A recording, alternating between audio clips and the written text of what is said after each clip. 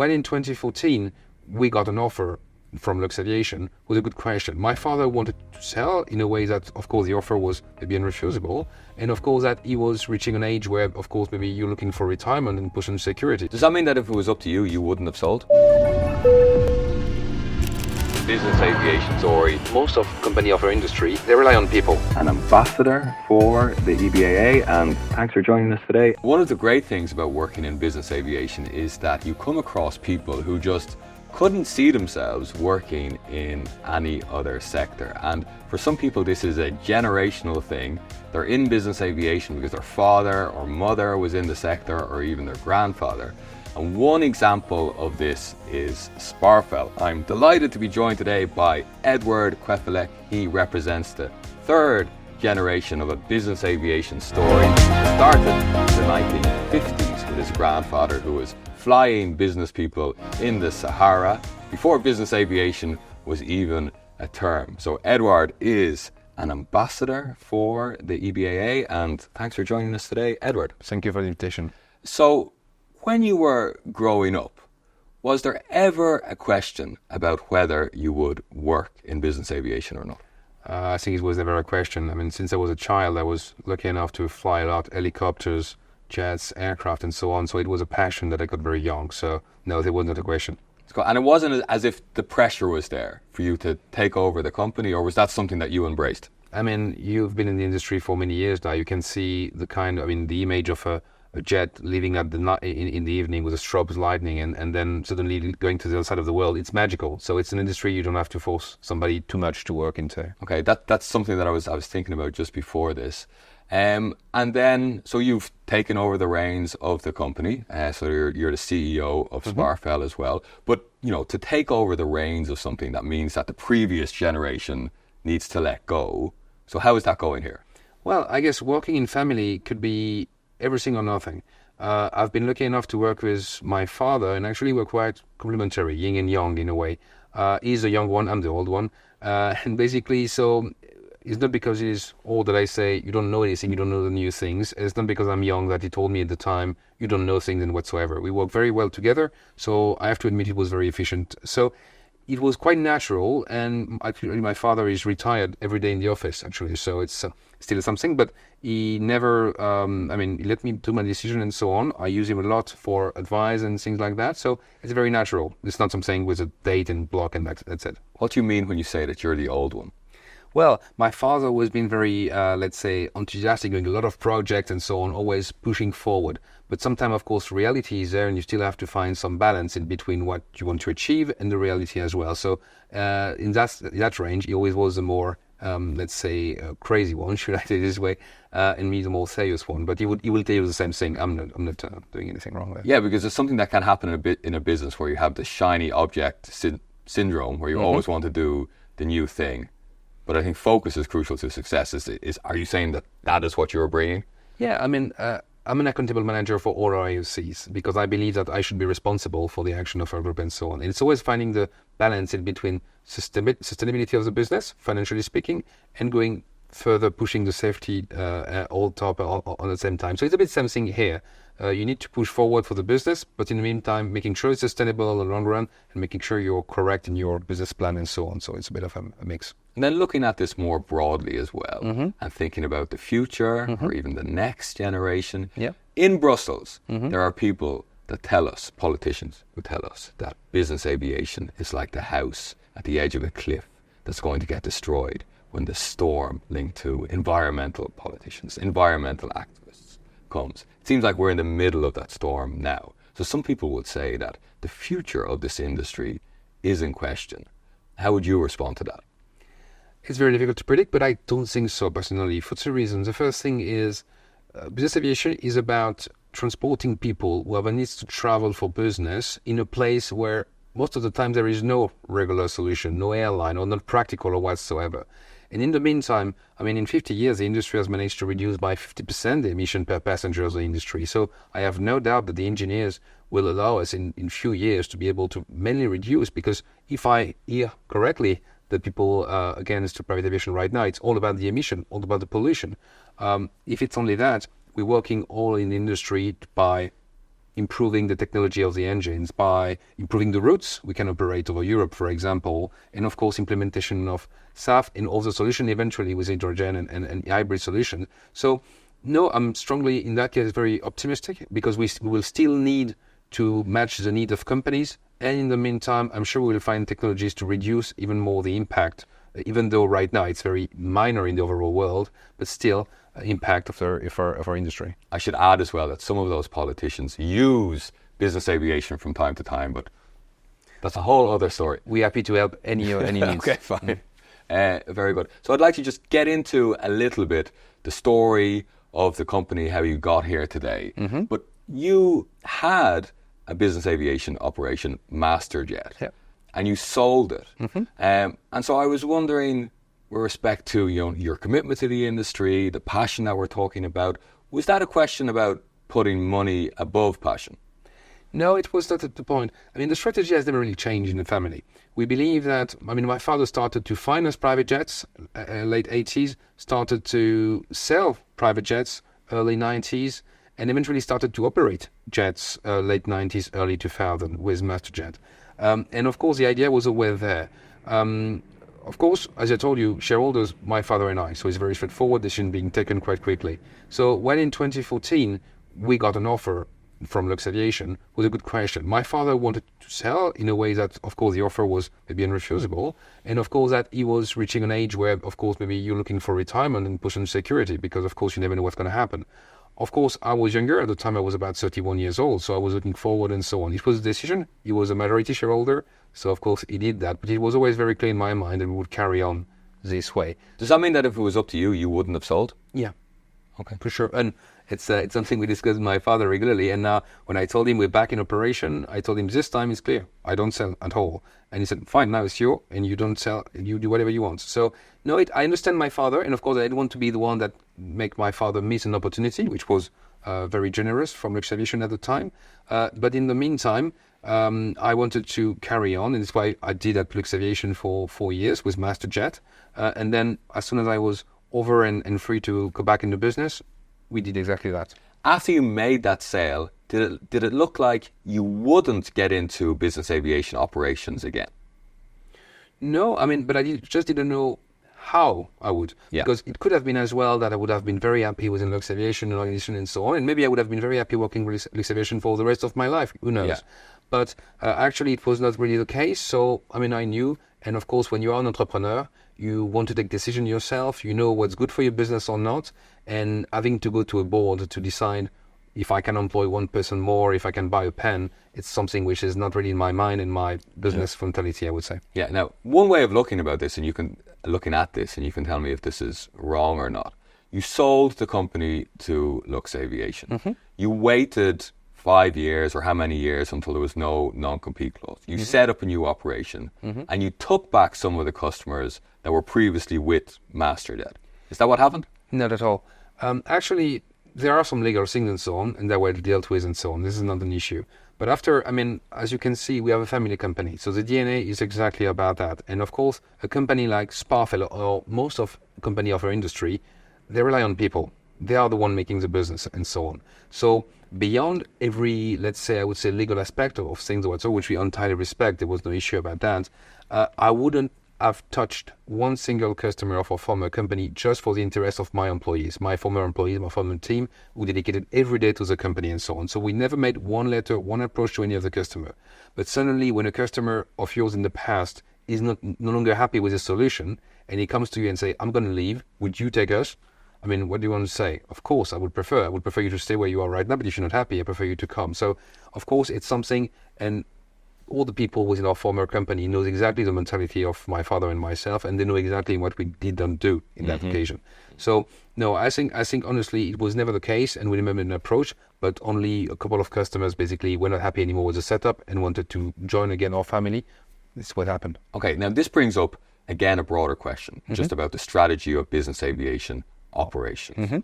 Do you think it's possible to get to a level of scale of, let's say, more than 200 aircraft and still be able to provide the sort of personalized service that a lot of business aviation owners really expect? I think you can. It's not that easy, for sure. It's more complicated, but I believe you can. There are a few levels. I mean, the level of service is also attained because the people in charge of a business antenna, let's say, are autonomous. They can do their own thing. They don't have to call a board in the US to take a decision or whatsoever. To leave them a bit of freedom, I would say. So I mean, as Sparfell, at least, the way we see it is there is no limit to the size of the group, because I believe there are some benefits for the buying power for the customer's interest and so on, the ability to have better technical feedback from the reliability study on a larger scale, for sure. But in the meantime, what we said is, as you do know, we have operational centers in Vienna, German-speaking, the one in Geneva, French-speaking, and we always want to limit those to 20 aircraft max, because after, I think, you lose quality. But, I mean, we don't exclude, and maybe in the next step should be the opening of a operational center in Madrid as well for the Spanish market, and not only Spanish, but Spanish-speaking market, and therefore, there again, you limit to 20 aircraft or something like that. So basically, you keep the quality, you keep the local contact with your customers, while in the back, having all the power of a bigger group. So I believe, yes, you can attain even those kind of numbers, which are far from the reach and what we expect or plan for Sparfell, for sure, but you can still, I guess, get this direct contact with your customers, this knowledge for them. Should Jester be worried now that you're going to take all of their aircraft? I mean, there are space for everybody. I mean, there are space for all the operators. I mean, as you know, at an IAM, it's a very a market with a lot of players. I mean, I think the average of aircraft per operator in Europe is about 2.6 or something like that, meaning there are many operators. So, I mean, we're doing our job just like everywhere else, and I'm sure Jester is a very good company and they're doing a very great job, and their customers will be happy to stay over there. But I mean, we're doing our job as well, developing new markets and so on. This is what we do. Just give us a bit of an overview of your company now. How many aircraft, how many operational services, how does the whole thing work? Yes, basically nowadays it's about 34 aircraft in management and camo organization and dispatch. We have basically 3 AOCs, Austrian, Maltese and San Marino. The 3 are EBAA stage 3 validated. We do have about, I think, 7 or 8 manufacturers brand in the fleet, so it's quite a diversified fleet with about, I think, 20 different scopes of aircraft types within the camo organization, which of course shows the diversification and the tailor-made for each aircraft owners. We do have, as I said, 2 operational centers, Vienna and Geneva, with their own 24/7 dispatch, what we call sales and concierge, which basically does the charter sales and the management of the aircraft owners, and the camo as well, and each time in their own German or French language to better serve the local customers. We have also made some other diversification outside of the aviation world, but based still on our same kind of customer base. What's your vision for the company? What would you like it to become? I mean, I always use one KPI, which is to say, if I have my aircraft, would I put it within profit? And that's all I'm taking care of right now. It's all my target. I mean, as I said, I'm lucky enough.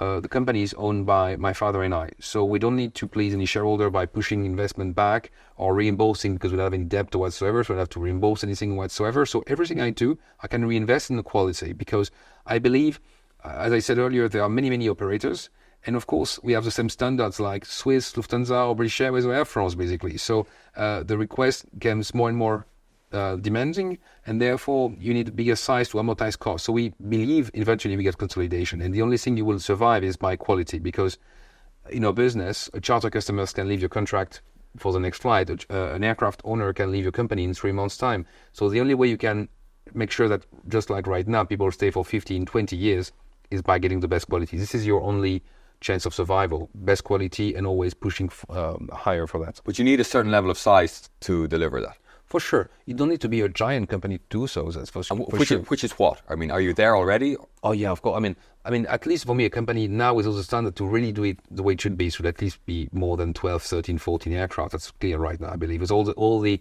requests for standard and so on. And I think in some aspect, more is better, but sometimes in other aspect, more is not always better, actually. And where do you want to get to? I believe, honestly, my target is not based on how many aircraft, again, because I suspect it's not really thing you can scale up at the end. Of course, you can bring more positive things as well in terms of buying power and those kind of things. But again, my let's say target is not the number of aircraft. Honestly, yeah. my target is that a customer stay the longer. My term is not about getting more aircraft or a certain number of aircraft or whatsoever. It's about getting the longer possible period where customer stays within Sparfell. That's more my target, actually. Business aviation, it's a funny business in some respects because there's a lot of passion, a lot of entrepreneurialism, but then there's a lot of companies that aren't making any money. And it seems that for some companies, that's not the interest. Now, that can create a challenge for companies that do need to be profitable because they can be undercut, for instance, that companies which offer ridiculously low management fees, that sort of thing. How do you address that? Well, I would first reply that a customer told me, when the product is free, then you are the product. Yep. So, I mean, we know that of course, there are many business model industry, operator world and so on. Some are just basically the management fee just a byproduct because basically maybe the operator will make money on the insurance or the fuel or the handling or whatever other cost, and therefore they can offer free management. But then the customer might say, I mean, you are paying at some stage. I guess so. Maybe more than you would expect if you pay a management fee directly. I mean, when you look at the number of people that works every day for your aircraft with 24/7 dispatch, when you look at 27 sales and concierge, the camo, the procurement, making sure that all your invoices are justified and making pressure to make sure you optimize costs, the camo betting pressure as well on part 145, manufacturer to get the best out of your aircraft. So all the investment is very few money. And when you look at the budget of an aircraft and you look the management fee or the cost of the operator, is quite minor actually into that, but it's our job. And people have other maybe business model where basically it's trying to sell maintenance on the side, which is their main product in a way, but it's less and less the case, I suspect. And some other, as I said, with some other, I would say, money done on another product in a way. But we are, transparent, frank, and we just put exactly, okay, this is our price. We're not the cheapest. I'm not checking we're the most expensive either, but I believe we deliver a very good value for money. That's the target. Do you ever get calls at 3 o'clock in the morning from owners? And if you do you have to respond? Fortunately, not that much. Maybe once a year. But the goal, of course, being a family company, is as the owner knows, he can call the owners. I mean, when we are in between some companies where, of course, it's a big group. Where basically he doesn't even know who is a new because there is a forest of VPs all around the group and he doesn't know who to call to make an action or whatsoever. They call us. But my goal, of course, is to make sure the operation is so efficient and we have all the correct parameters and so on that they don't have to come to the extent of calling my father or myself. But it might happen because AOG might happen because a customer still want to express his satisfaction even though afterward they realize, okay, it wasn't really your fault or whatsoever, but still, at the time, you want to express that. And of course, you want to make sure that if something is necessitating current attention, that even the CEO or the chairman are basically focusing on the target to make sure that the team is aware of this to perform and to satisfy the customer. But fortunately, not that much. We spoke about personalization. Yep. The other side of that is standardization. I've heard about the Sparfell uniforms. It's an important part of the company. Do you think about a certain Sparfell experience? And is that something that you invest in trying to create? Yes, because I think you have two aspects. You have, I would say, a commercial aspect, which is, as I told you, you have many people working in the background in Sparfell, in the operations, in the sales and concierge, in camo, in accounting, all departments working every day for aircraft owners, but also for charter customers to optimize routes with less turbulences, optimize things and so on. But in the meantime, all the customers actually see is, of course, the cabin and, of course, the crew.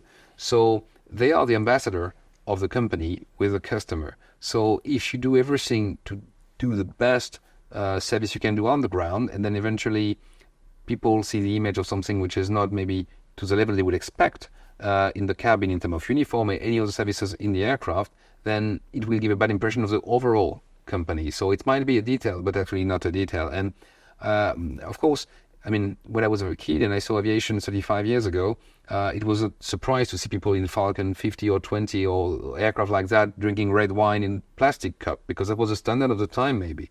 But now the world has changed. And of course, people expect to get back to the Four Seasons or La Réserve at 45,000 feet. This is exactly what we try to produce. So this is an aspect. And the second thing, of course, as well, is safety. Because a lot of passengers, let's admit it, are afraid of flying as well. Yep. And of course, think that, we have a seriousness, they are a crew, and again, we have the same standards like any airline in Europe, actually, the same rules. So to make sure we are an airline, we have the same rules, and our crew are the same level of competencies as any other crew. So the uniform helps that as well to show to the customers you have a real crew, professional pilots, and this is the level of what you're expecting at Sparfell. You spoke about the excitement of seeing an aircraft take off late at night. And I think when we were growing up, I think we're close in age. When we were growing up, that excitement, that sexiness of aviation was there. It was a sector that people wanted to get into. I don't think that that's there anymore. And I was wondering if you agree with that and if that has an impact on our industry. Well, I guess you grew up much faster than I am then, because I'm still the same kid, but basically when I see one of my aircraft I still am. in the generation, I don't know. In the evening, bringing a team of, even if it's executives going to the other side of the planet, making a world tour whatsoever, still fascinating to know I'm going to leave the office the night at 8:30, and when I'm going to back at the office the next morning at 8:30, the crew will be actually still in flight or landing actually in the next part of in South America or in Far East. So no, I think it's still passionate, but we don't need to, I mean, as much as we need to keep the passion, otherwise would we do this work? I'm not sure. We need to keep the passion, and in the meantime, keep that it's still a very rational businesses. Companies pay a lot of money to be able to do much more than they would with any airline or whatsoever. So passion is important because we wouldn't do that without that. But in the meantime, we need to keep it rational and make sure that basically we are delivering the service those companies expect. There's the battle for talent as well. And somebody told me that if you work at an airline, it's a bit like being on an assembly line. Everything's standardized. If you work in business aviation, you need to be an acrobat, doing what it takes to get things done for the customer. Do you find it hard to recruit the right people? Not really, actually, because if you speak about the crew, you're right, airline is much more standardized and more process like that. But there are really two different kind of pilots. Those who really want the airline because they know their roster made in advance, the lines are known, and they have all the services around very fixed, I would say. They don't do everything beyond the lines or whatsoever in terms of what they have to do. But you have pilots who just want private aviation because they have 36,000 destinations at their reach, basically, because an airline will maybe tackle 300 or 400 destinations. Private aviation can go to 36,000 or more, I guess, airport in the world.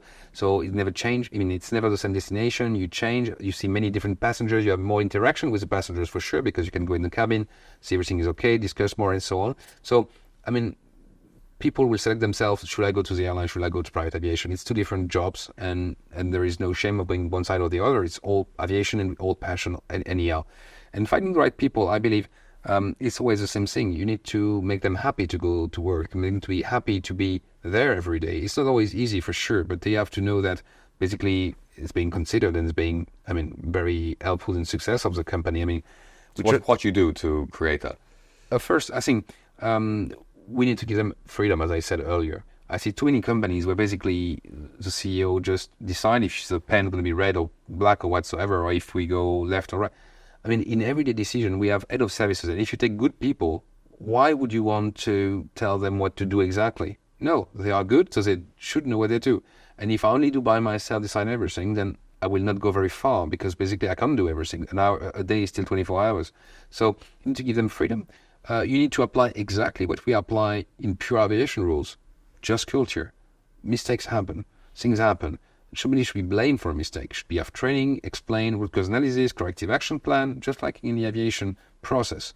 And of course, unless it's a deliberate violation or whatsoever, something else. But people need to know they are not slaves. Sorry for the words, but that's very important as well, because some other companies don't give you the choice. You have to do this way and so on. Here we understand our business is about flexibility, and we ask a lot of flexibility to our team, and I think we need to give it back to them as a reciprocity. I think that's basic. And of course, it's always by the same rule. Keep your employees happy, and they will keep your customers happy. Fine. Business aviation, it's often neglected by regulators. It's either over-regulated I think in the commercial world, maybe under-regulated in the NCC world. Is it still really possible to be very successful within a regulatory system that is far from optimal? Well, we adapt. It's our job. We just have to adapt. NCC rules are not very, very close to being an operator in a way. So I think Europe has managed to really raise the level of quality of all operations, I would say. And that's, if I look back for the past 20 years I've been in the industry, I still see a lot of evolution in this aspect, positive one. Regulation, we adapt. Of course, sometimes thanks to the EBAA, we manage to fight and make the regulator understand what are our needs and our special, let's say, operation in our industry for private aviation. But we manage with the rules, and most of them actually still allowed to raise quality, raise safety, and so on, and we embrace them because, I mean, we're trying to increase the level in many areas. For example, the regulator asks us to put flight data monitoring on aircraft above a certain weight, but at Sparfell we put it on all the aircraft because we believe it's a safety feature, and we go beyond in the way this regulation. So, as much as, of course, we want the regulator to understand the specific needs of business aviation, still we adapt and we match the requirements. You mentioned sustainability in the beginning of the discussion. Mm-hmm. Is it becoming more of a concern for your customers? I mean, it's becoming especially a concern for ourselves because if you want, as you said earlier, to get a product that goes beyond, we need to match our customer needs because, of course, if right now they need to get solutions to travel to side of the world where there is no airline, less airline, they can't do what the road trip they want to do in less than a week with an airline, where it could be 2 days with a private jet.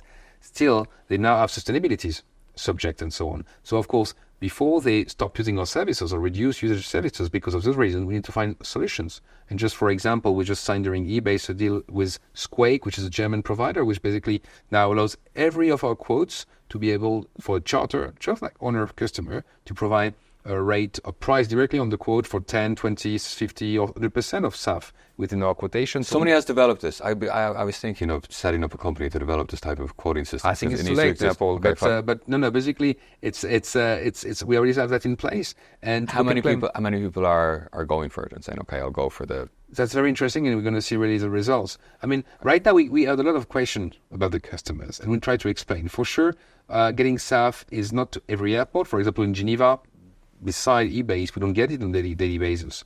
And of course, now we are limited maybe to some providers, it's 30%. In some airports, they don't have the stock right now. So we're trying to go with book and claim to allow our customers to do so. So this thing of trying to make the customers make the choice seems too complicated. Why would you not just say we'll have 2% staff across the board? And I know the response to that will be, okay, it's not available.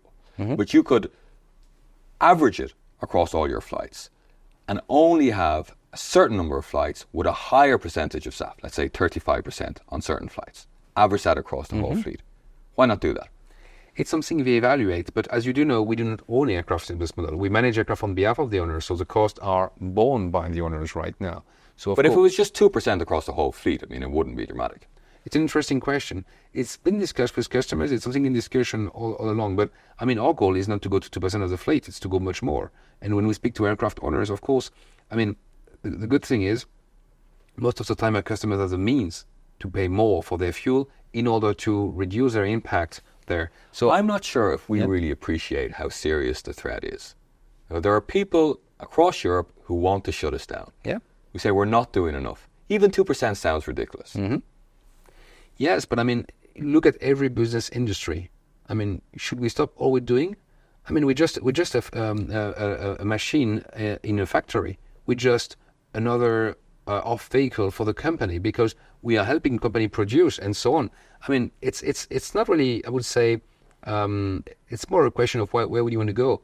I mean, do you want to produce more? Do you want to reduce production, to reduce emission, everything and so on? It's a vision of society for sure, and it's not ourselves to decide what to do or not to do. All we can do is our job as entrepreneurs and citizens to make sure that we reduce, and if we are even the smallest, I mean, of course, you renew vehicles, now you go to electric, and that's normal to reduce emission. We have a new office in Malta, all the roof is covered with solar panels, which are two small things, but we know it's the aircraft who eventually will do things. And I believe that we should go to everywhere we could make an impact. And I believe that if people have time in Brussels to think about those things, maybe they can go as well to the Parliament to look and to see with the regulator how can we harmonize the sky in Europe to make sure that we optimize our routes. Because this is 15 points of emission we can reduce immediately.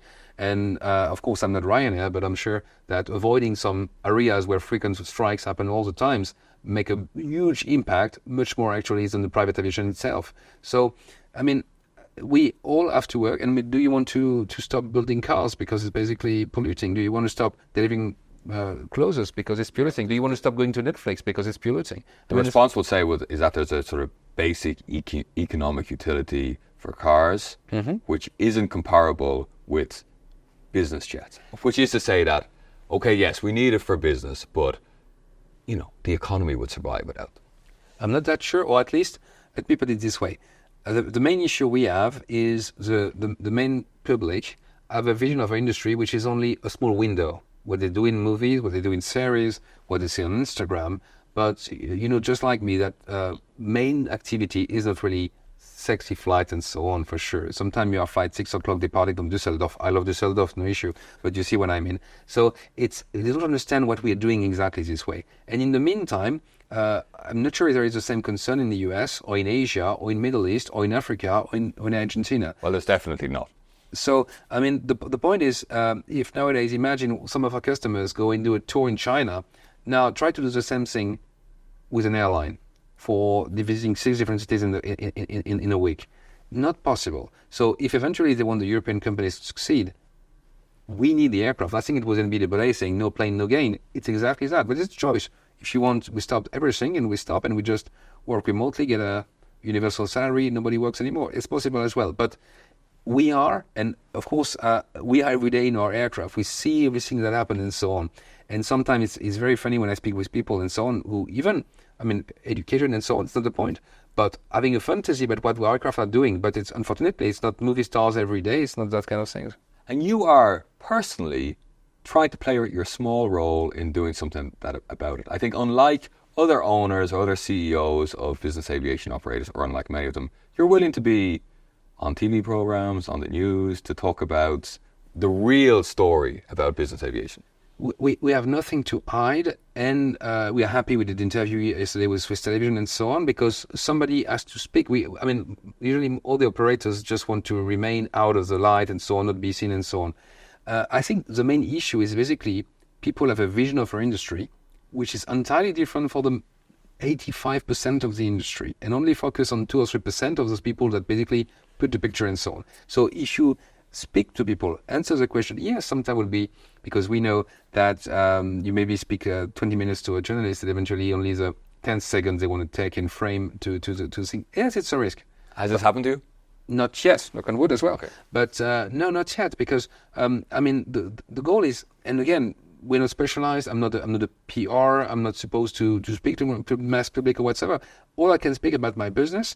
And of course, I can understand that if you see only some people with no economic direct utility to the mass people in terms of jobs and so on, in big private jets, like having spoiled in a way the usage of the aircraft, I can understand some reaction, for sure. But if you were looking at the kind of flight we're doing every day at Sparfell, and I'm sure with any other operators in Europe and elsewhere in the world, you would understand that we don't see it the same way. And we're just trying to explain that to the people. And again, not hiding behind anything or whatsoever, but we're doing our job daily on this kind of business. So you do it. You haven't got caught out yet. You feel like it's the right thing to do. So you think that your colleagues at other mid-size European operators should be doing the same thing? I think so. We reached the ambassador program for EBAA, not just to have a good time sometime and meet people and so on. It's not the point. Ambassador is it's a word. It says you are going to speak out for your industry and explain what we do every day. And I expect sometimes us to do every day and so on. I know some maybe areas, countries are more, let's say, aggressive on our business whatsoever. And of course, we know some of customers don't really like us to be in the light. That's for sure, because they prefer to be under the radar and whatsoever. I understand that. But in the meantime, if nobody defends the industry, it's a vacuum. It's a vacuum, and the false interpretation spreads. Exactly, but there are some risks, but life is full of risk. But if nobody is really explaining to the people, this is what we do every day. This is what we do as well to reduce for our emissions. This is how you can help us as well reduce. What else can I do? Do you think that the EBAA is doing enough? It's very difficult. I don't spend my day looking at what the EBAA is doing. But at least by coordinating the different operators and actors of the industry working together on this aspect, speaking to the regulator in Brussels to explain as well what we are doing every day as well and what are our needs. I think EBAA is doing its job. Can it do more? Certainly. I'm not the expert to say what more could be done exactly precisely, but I believe we need to express ourselves, and we need to speak out loud, and we shouldn't be hiding. And when there are TV shows asking for interview to EBA of such country and so on, we shouldn't be standing and explaining, because we have nothing to hide. And in the meantime, if one operator goes to speak outside, of course, it might be the target and taking the shot for all the others. That's a risk. But the EBA or any syndicate, in a way, is there to stand for all the fleet, allowed to protect as well their members. So maybe we expect them sometimes to speak out more. But in the meantime, of course, we need to support them and do what we do at Sparfell, for example. Edward, it's been a pleasure speaking to you today. Thank you for sharing all of this with us. Thank you for your time. Thank you. Thank you very much.